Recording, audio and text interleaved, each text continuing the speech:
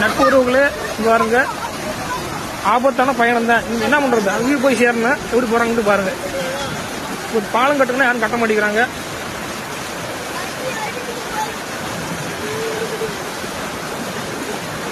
பார்த்து பார்த்து போங்க.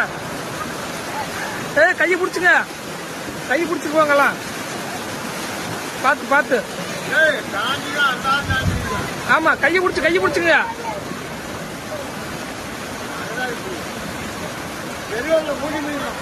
பார்த்து பார்த்து பார்த்து. கையை பிடி.